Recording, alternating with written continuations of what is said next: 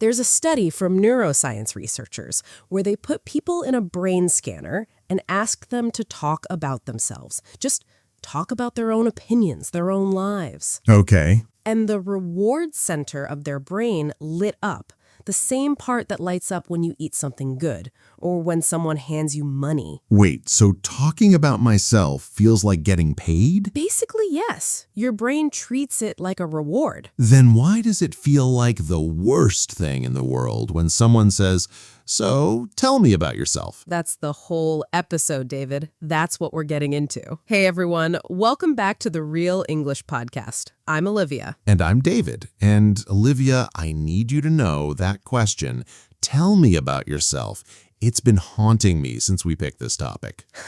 Why? Because I had a job interview last month and the guy asked me that exact question and I just froze. Full system shut down. What did you say? I said, "Well, I was born," and then I heard myself say born and I thought, why am I telling this man my birth story?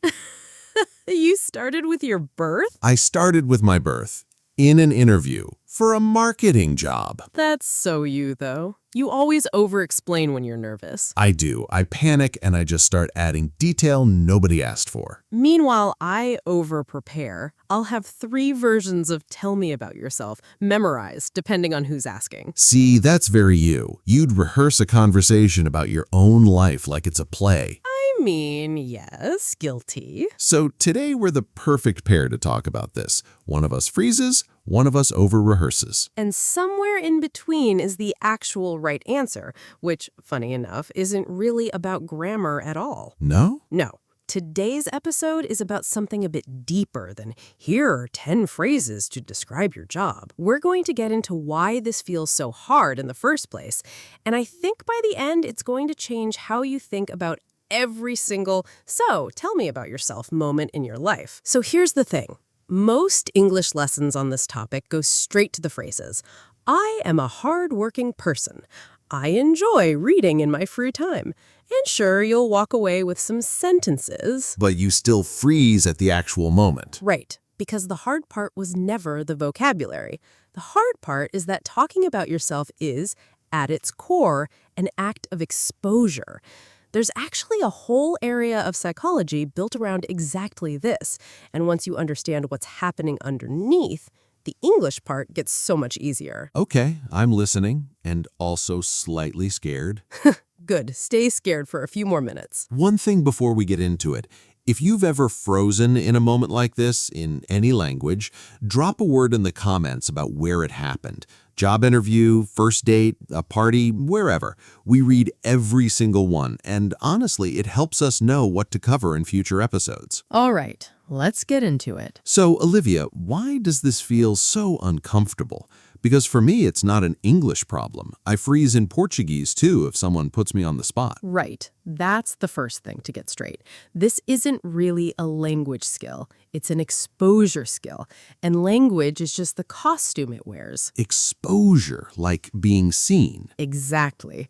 There's a psychologist named Sidney Girard, and back in the 1960s, he wrote a book called The Transparent Self. His whole argument was that health, real psychological health, depends on being known by at least one other person, not performed for, known. That's a heavy way to start a podcast about small talk. Stay with me. Girard had this idea he called the onion theory of personality. Picture an onion. The outer layers are the safe stuff. Your job title, where you're from, or the weather small talk.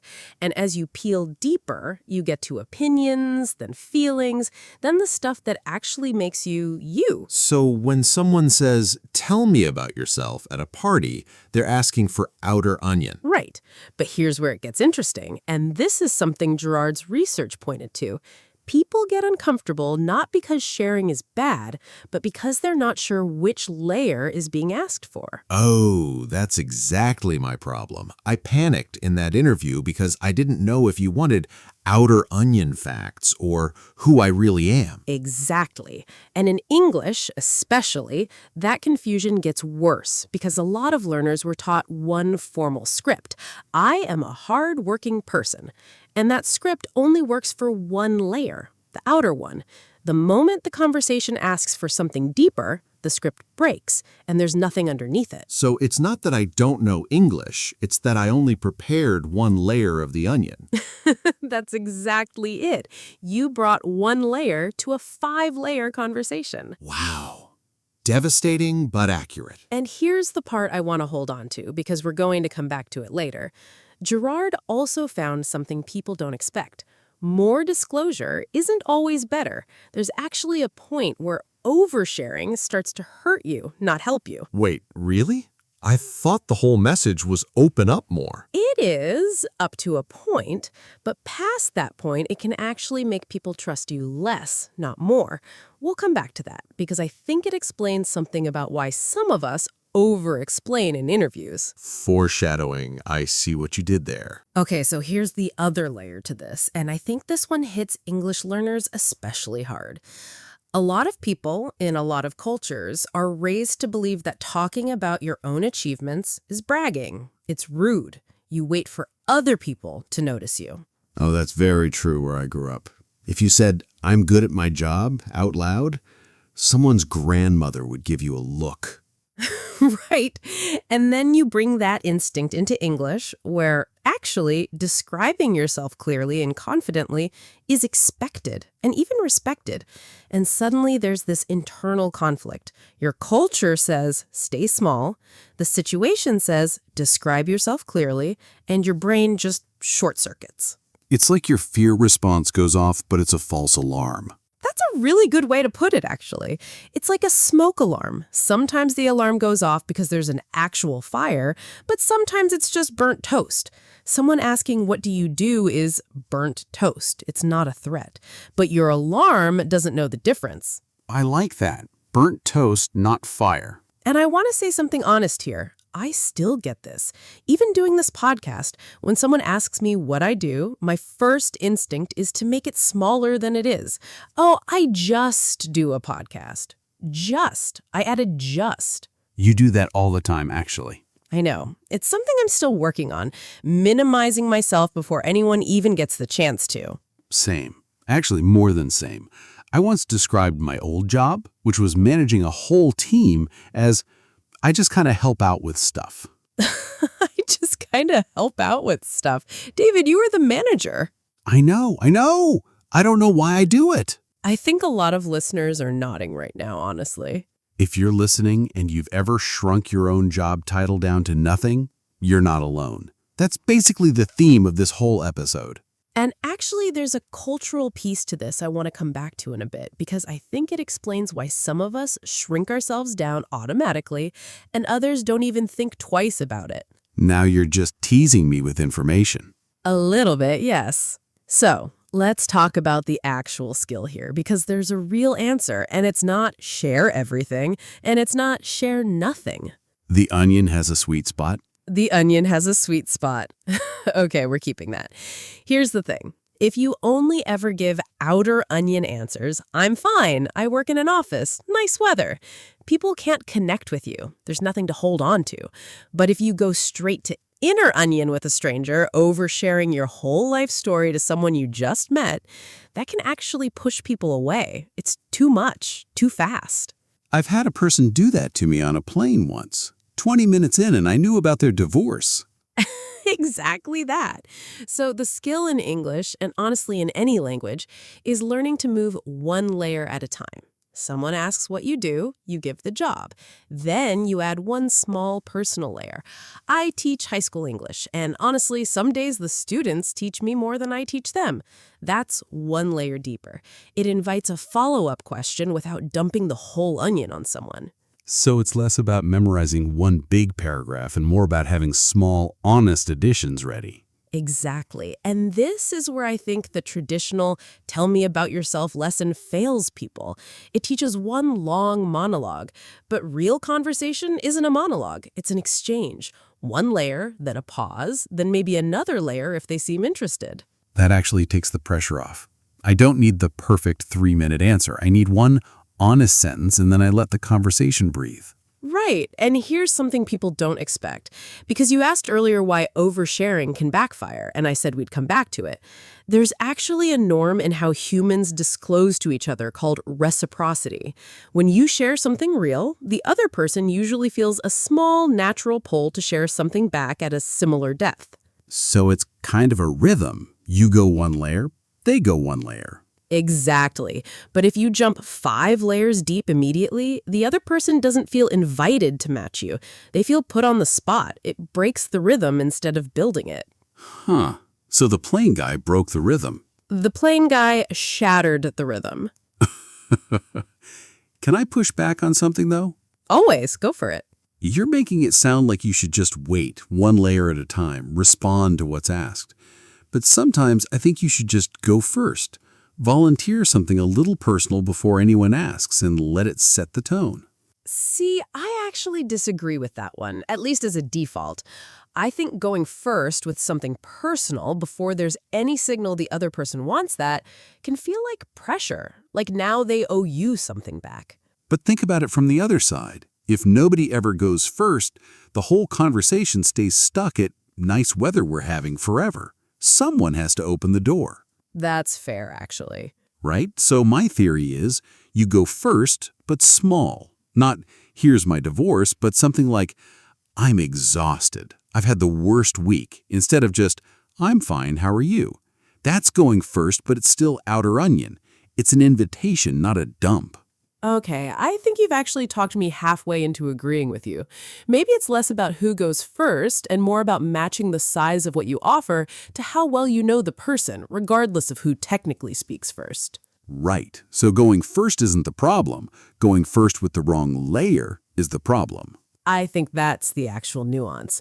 Small and first is genuinely good habit to build.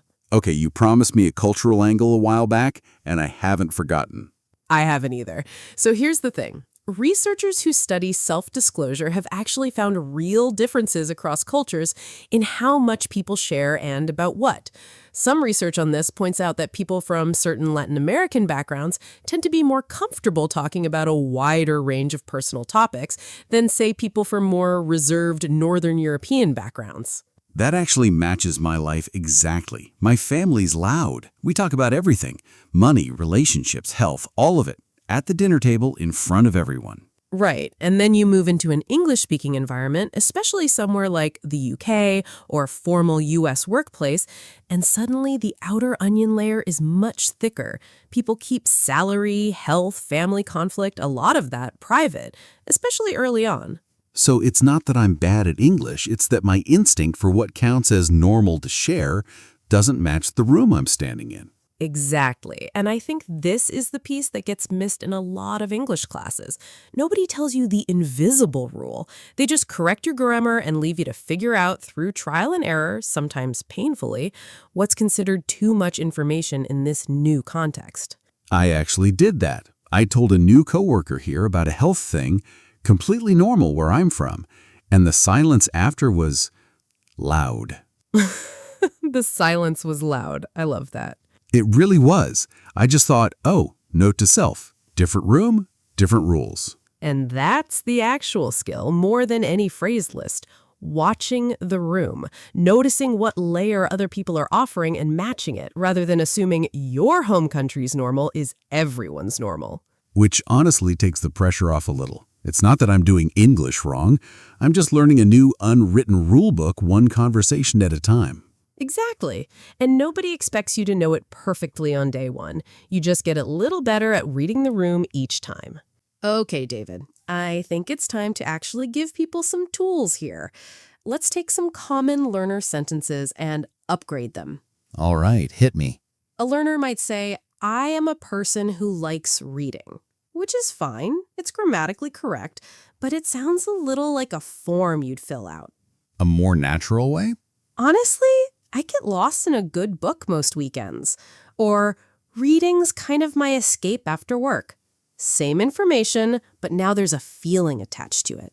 I like that. Okay, my turn. A learner might say, my job is teacher. Which grammatically needs a small fix anyway. I am a teacher. Right, but even the fixed version sounds flat. A more natural way is, I teach high school English. Or, I've been teaching for about 6 years now, mostly teenagers, which keeps me on my toes. Keeps me on my toes. That's such a natural little addition. It's one extra layer, just like we said. Exactly. Give me another one. A learner might say, I am from Brazil, which is correct, but a slightly more natural, layered version is, I'm originally from Brazil, but I've been living here for a few years now. That originally word does a lot of work. It opens the door for a follow-up question without you needing to explain your whole life story. One more from me. A learner might say, I am boring person. I don't have hobby. Okay, first of all, so many people feel like this, and it's just not true. They just haven't framed it yet. Right. A more natural way to say it, with a little humor. Honestly, my hobbies are pretty low-key, mostly just coffee and bad television. That's self-deprecating, it's warm, and it actually makes people laugh instead of feeling embarrassed. See, that's the trick. You don't need to sound impressive. You need to sound like a real person having a real conversation. Can I add one more? Because I think describing your own personality is actually the hardest one of all these. Oh, huge one. Go ahead. A learner might say, I am a hard-working and friendly person, which technically fine, but it's the kind of sentence that shows up on every single resume and every single dating profile, so it doesn't tell anyone anything real. Right. Those words, hardworking, friendly, outgoing, they've been used so many times they've basically become invisible. Nobody's brain even processes them anymore. So a more natural way is to replace the label with a small piece of evidence. Instead of, I'm hardworking, try, I'm the type of person who checks something 3 times before I send it. Probably too many times, honestly. That's the same idea, hardworking, but now it's a picture, not a label. And instead of, I'm friendly, maybe, I talk to pretty much anyone. My partner says I'll make a new friend in a grocery store line. That's specific. It's a little funny, and it actually shows the trait instead of naming it. Exactly. The rule is, show it, don't label it. Same idea as the onion thing, actually. Labels are outer onion. Evidence and small stories are one layer deeper. I like that connection. One more before we move on. Future goals, because this comes up in interviews constantly. A learner might say, in the future, I want to be success. Which needs a small grammar fix too, successful, but even fixed, it's vague. A more natural way is, I'd like to grow into a role where I'm managing a bigger team. Or long-term, I'd love to move toward the design side of things. That's where my energy actually goes. Specific and personal. That's the whole pattern today, honestly. Specific and personal beats correct and vague every time. Can we talk about context for a second? Because I think this is something people mix up. The way I answer, tell me about yourself in an interview should not be the same as at a party. Oh, huge point. Completely different layers, completely different goals. Right. In an interview, they want outer onion, but a very specific slice of it. Your work background, why you're interested, maybe one personal detail that shows you're a human and not a robot. And at a party, it's almost the opposite. Nobody wants your resume at a party. No one has ever wanted that. At a party, people want something that gives them an opening. Your hobbies, something funny that happened to you recently, an opinion on something light. The goal isn't to inform, it's to connect. So if I said, I've been teaching for 6 years, mostly teenagers, at a party, that's fine as an opener, but then I should follow it with something more personal, not more professional. Exactly. Something like, and honestly, teaching teenagers has made me way better at reading a room. I can tell in about 10 seconds if a joke's about to land or not. That's such a good example because now people at the party have 3 things they could ask about: teaching, teenagers, or your joke instinct. Right. You gave them doors to open. That's the whole goal. Can I tell you about the worst party opener I've ever used? Please. Someone asked me what I do, and I said, I work in digital marketing, specifically performance marketing focused on conversion rate optimization across paid channels. At a party. At a party, with music playing.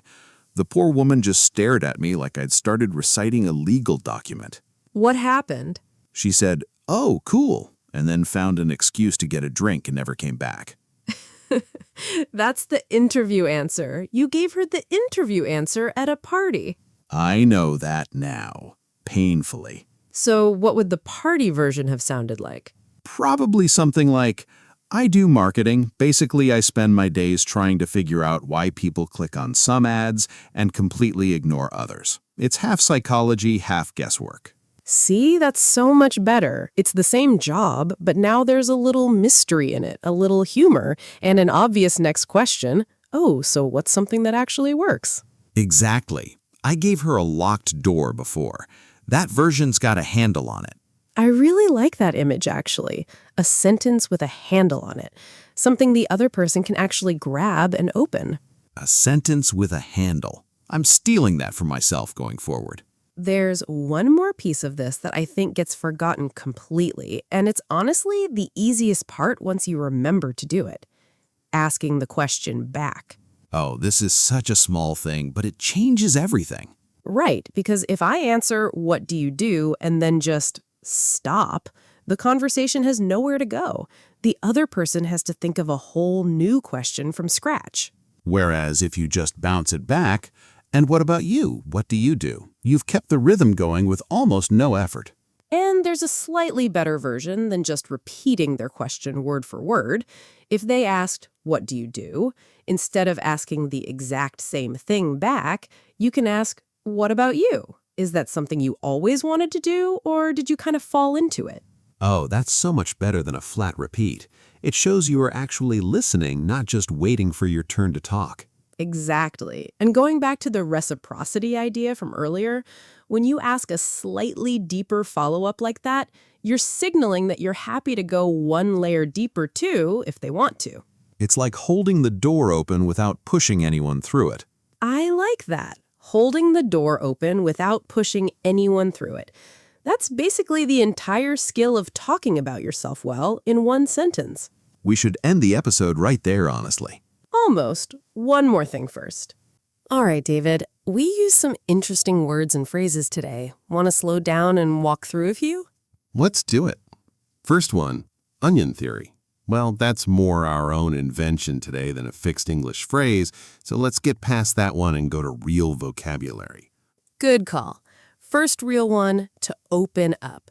It means to start sharing personal things with someone, especially things you don't usually share. It took her a while to open up about her old job. Or, he doesn't open up easily, but once he trusts you, he really talks. Next one, reserved. It describes someone who doesn't share much, who's quiet or private, especially at first. He seems reserved at first, but he's actually really funny once you get to know him. Or, I'm pretty reserved with new people. Next, to brag or to boast. It means to talk about your achievements in a way that sounds like you're showing off.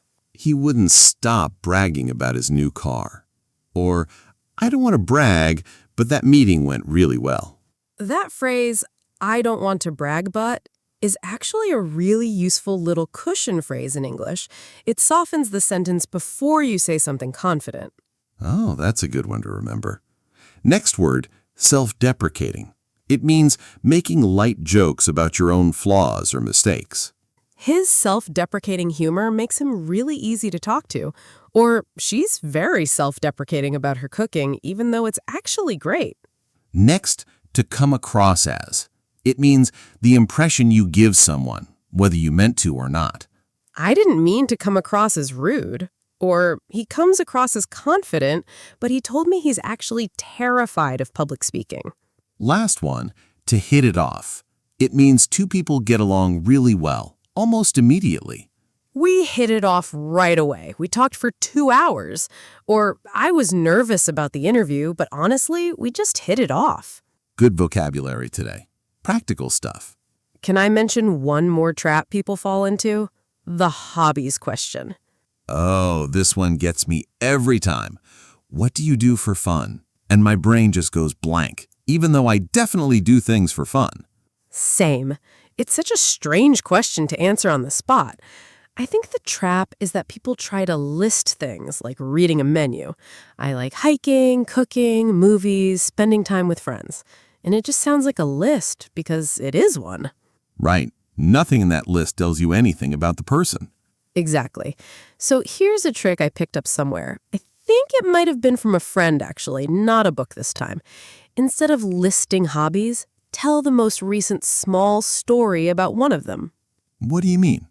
So instead of saying, I like cooking, you could say, I got really into making pasta from scratch this year, and last weekend I somehow turned a simple dinner into a 4-hour project just to make noodles. That's so much more interesting than I like cooking. Now I actually want to ask you about the pasta.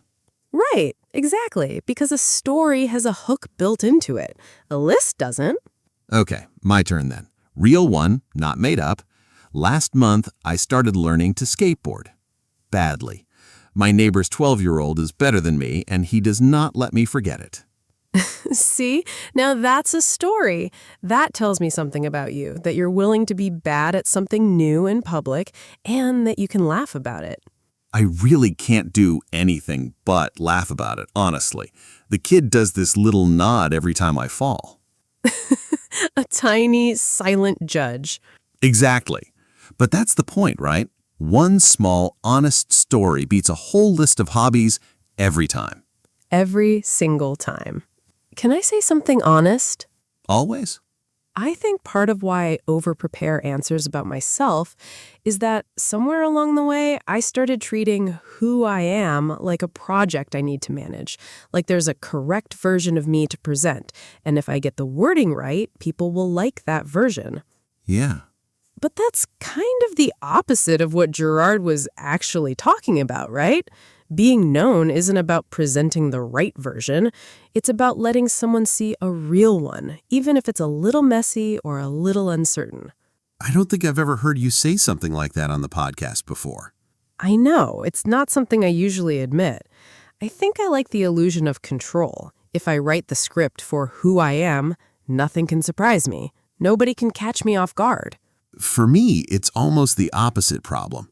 I don't over-prepare, I just kind of hope it goes fine. And when it doesn't, like that interview, I spiral about it for days. I think between the two of us, we've basically described most people listening right now. Either you over-prepare because you're scared of being caught off guard, or you under-prepare because thinking about it too much feels worse. There's that researcher, Brené Brown, right? Didn't she write a whole book about this kind of thing? Daring greatly, yeah. Her whole argument is that the things we treat as weaknesses, uncertainty, not having the perfect answer ready, being a little exposed, are actually where connection comes from, not the polished version, the slightly unfinished one. That's kind of uncomfortable to sit with, honestly, because it means the answer isn't get better at hiding the nerves. It's more like let the nerves show a little and trust that it won't ruin anything. Right. And I think that's the piece I still fight with. My instinct is always to smooth everything over until there's nothing left for anyone to actually respond to. And mine's just avoidance until it's too late to prepare anything at all. So maybe the answer is somewhere in the quieter middle. Not a script, not nothing. Just being willing to say something true, one layer at a time, and trusting that it's enough. Yeah, I think that's actually the real lesson today, more than any vocabulary word. So, if you're listening to this on your way somewhere, maybe on the bus, maybe walking, think about the next time someone's going to ask you something like, "So, what do you do?" Or, "Tell me about yourself." You don't need the perfect paragraph. No, you need one honest sentence at the right layer for the moment, and the willingness to let the conversation breathe after it. I think for me, this episode actually changed something. I've been treating that question like a test I could fail. But it's not a test. It's just an invitation. That's a nice way to put it. It's an invitation, not a test. And I think the English part, the phrases, the grammar, all of that, it's just the outer layer of the onion.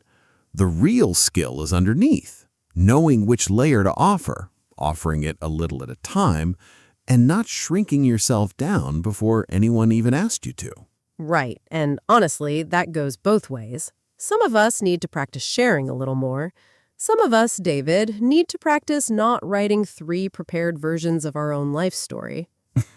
Fair. Very fair. So here's a real question for you listening, not a rhetorical one. What's one true thing about yourself that you almost never say out loud, even though it's not a secret, you just never bring it up? Maybe it's a hobby you feel a little embarrassed about. Maybe it's something you're actually proud of, but you've never said out loud in those words. Sit with that for a second. Maybe even say it to someone this week. In English, if you're practicing, or in your own language, honestly, it doesn't matter.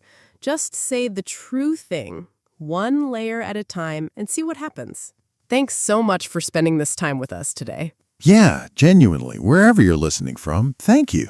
If this episode gave you even one new way to think about this, share it with someone who always freezes at, "So, tell me about yourself."